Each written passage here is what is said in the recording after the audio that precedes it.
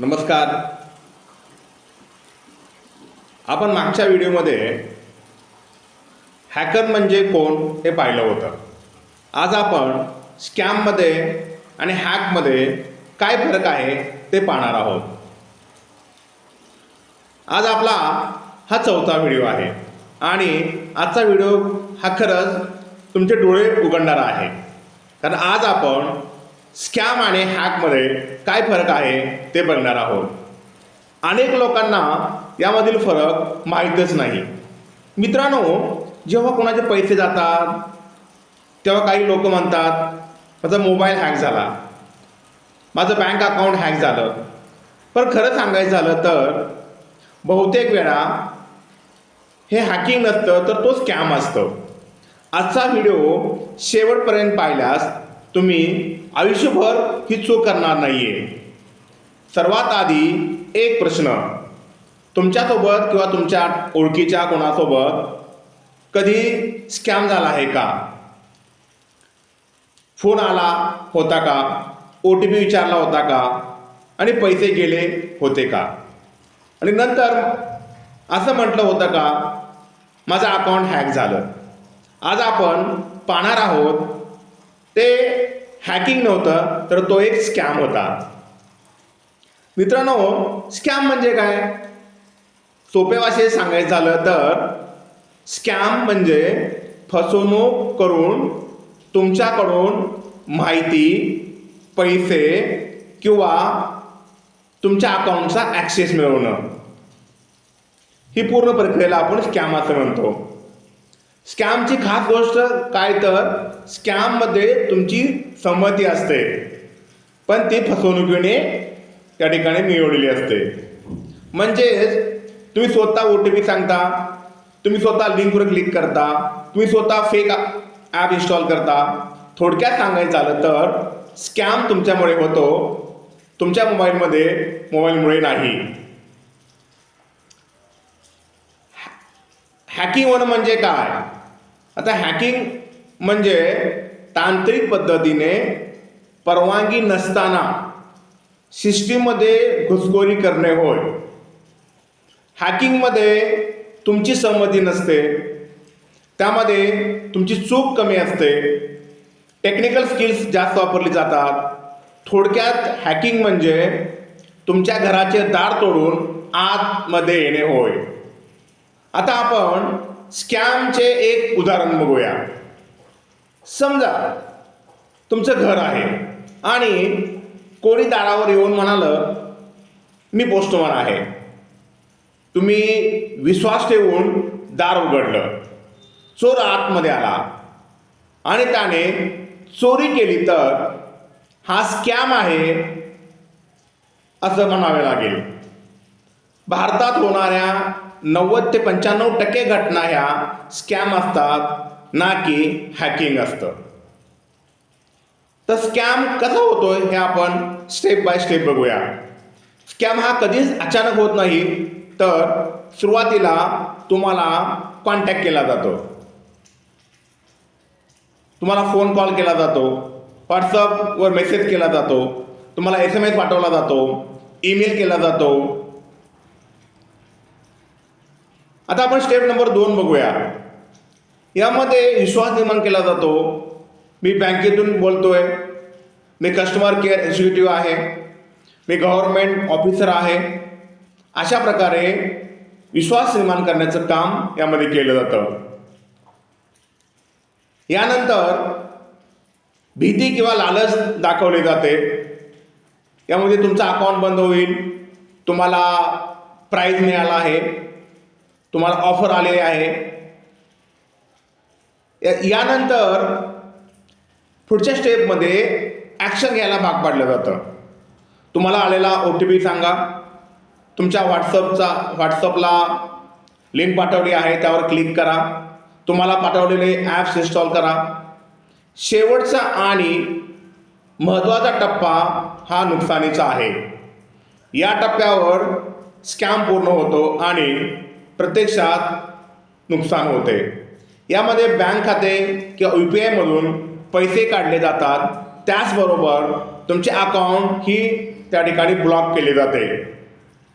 यामध्ये Gmail, WhatsApp, Facebook तसेच bank account ही बंद केले जाते. तसेच तुमचा डेटाही त्या ठिकाणी चोरी होतो. यामध्ये प्रामुख्याने OTP, पासवर्ड, आधार, पॅन, फोटोज, कॉन्टॅक्ट चोरीला जातात. अशा प्रकारे स्कॅम होत असतो. आता आपण हॅकिंग कसे होते ते बघूया. एखादी सिस्टम हॅक करायला प्रोग्रॅमिंगचे नॉलेज असणं गरजेचं आहे. नेटवर्क ॲक्सेस मिळावा लागतो. त्यासाठी टाईम लागतो, रिसोर्सेस लागतात. हॅकिंग सहसा करून मोठ्या कंपन्यावर होते, सर्व्हरवरती होते, वेबसाईटवरती होते.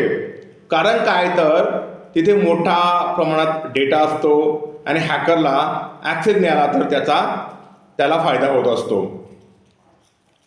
सामान्य माणसाचा मोबाईल डायरेक्ट हॅक होणं थोडं दुर्मिळ आहे. मित्रांनो, आपण जेव्हा म्हणतो की माझा मोबाईल हॅक झाला आहे, यामध्ये खरे किती आणि खोटे किती? प्रत्यक्षात तुमच्याकडून OTP सांगितला जातो, तुम्ही स्क्रीन शेअरिंग करता, फेक असणारी ॲप्स तुम्ही इन्स्टॉल करता. म्हणजे हे हॅक नाही तर हा एक स्कॅम आहे. मोबाईल हॅक झाला आहे असे म्हणणे म्हणजे स्वतःची जबाबदारी त्या ठिकाणी टाळणं होय. स्कॅममध्ये स्कॅमर टेक्नॉलॉजीपेक्षा मानसिक खेळी जास्त वापरतो. यामध्ये तो तुम्हाला पोलीस कंप्लेंट होईल अशी भीती घालत असतो, तुम्हाला लॉटरीच्या लालच दाखवत असतो, एखादी गोष्ट लगेच करण्यासाठी घाई करत असतो. त्याचबरोबर मी बँक ऑफिसर बोलतोय असा अधिकार त्या ठिकाणी दाखवत असतो. तुमची फसवणूक केली जाते. यालाच आपण स्कॅम म्हणतो, ना की हॅकिंग. आता आपण हॅकिंग कोण करतात आणि स्कॅम कोण करतात ते थोडक्यात बघूया. आता हॅक करणारे लोक ही हायली स्किल्ड असतात, हायली क्वालिफाईड असतात, त्यांचे स्ट्रॉंग टेक्निकल बॅकग्राऊंड असते, तसेच त्यांचे ऑर्गनायझ्ड ग्रुपसुद्धा असतात. परंतु स्कॅम करणारी लोक ही स्क्रिप्ट वाचणारे असतात, कॉल सेंटर टाईप सेटअपमध्ये काम करणारे असतात, लोकांचे मानसशास्त्र चांगले समजणारे असतात, लोकांना भीती, घाई, लालच दाखवून त्यांची फसवणूक करणारे असतात. आज स्कॅम करणारी लोक ही खऱ्या हॅकरपेक्षा खूप जास्त आहेत. कारण हॅक करायला टेक्निकल स्किल लागतं, पण स्कॅम करायला त्या व्यक्तीकडे बोलण्याची कला आणि मानसशास्त्र समजण्याची क्षमता असावी लागते. एवढंच त्यासाठी त्यांना पुरेसं असतं. आता आपण भारतामध्ये काही परिस्थिती आहे ती बघूया. भारतामध्ये प्रामुख्याने UPI फ्रॉड खूप जास्त होत आहेत, KYC स्कॅम जास्त होत आहेत, तसेच लोन ॲप स्कॅमसुद्धा या ठिकाणी होत आहेत. फेक कॉल स्कॅम ही सतत होत असणारी गोष्ट आहे. यालाच आपण स्कॅम म्हणतो, हॅकिंग नाही. हे होऊ नये यासाठी अवेअरनेस खूप महत्त्वाचा आहे. आता आपण स्कॅमपासून कसे वाचायचे ते बघूया. सर्वात पहिले OTP कोणालाही शेअर करू नका, सांगू नका. कोणत्याही अननोन लिंकवर क्लिक करू नका. बँकेतून कॉल आल्यास स्वतः बँकेच्या ऑफिशियल नंबरवरती कॉन्टॅक्ट करा. कोणतेही अननोन ॲप्स डाउनलोड करून घेऊ नका. तुम्ही अशा प्रकारे काळजी घेतल्यास स्कॅमपासून होणारा धोका त्या ठिकाणी टळला जाऊ शकतो. आता आपण हॅकिंगपासून कसं वाचायचं ते पाहूया. सर्वात अगोदर तुम्ही स्ट्रॉंग पासवर्ड यूज करा. प्रत्येक अकाउंटसाठी 2 फॅक्टर ऑथेंटिकेशन वापरा. रेग्युलर अपडेट ऑन ठेवा. शक्य असल्यास अँटीव्हायरस वापरा. या गोष्टी केल्यास तुम्ही नक्की हॅकिंगपासून वाचू शकता.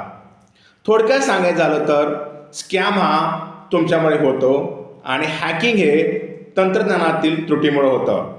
पण आपण सायबर अवेअर असेल तो दोन्हीपासून वाचता येतं. आता आपण आजच्या व्हिडिओच्या सारांशाकडे जाऊया. आपण आज स्कॅम म्हणजे काय, हॅकिंग म्हणजे काय आणि दोघांचा फरक काय आहे, यांचे वास्तव काय आहे, या सर्वांपासून वाचायचं कसं, हे आज आपण या ठिकाणी शिकलो. मित्रांनो, आजपासून पैसे चुकून गेले तर लगेच म्हणू नका माझं अकाउंट हॅक झाले. सर्वात आधी विचार करा मी कुठे चुकलो. कारण चूक ओळखली तर सुधारता येते. हा व्हिडिओ घरातल्या प्रत्येकाने पाहिला पाहिजे असं मला वाटतं. आणि तो इतका शेअर करा की सर्वांपर्यंत तो पोचला पाहिजे. त्या व्हिडिओला लाईक करा, माझ्या चॅनलला सबस्क्राईब करा आणि कमेंटमध्ये लिहा स्कॅम आणि हॅकमधला फरक मला समजला. पुढच्या व्हिडिओमध्ये आपण पाहणार आहोत सायबर क्राईम म्हणजे काय. धन्यवाद. सावध राहा, सुरक्षित राहा.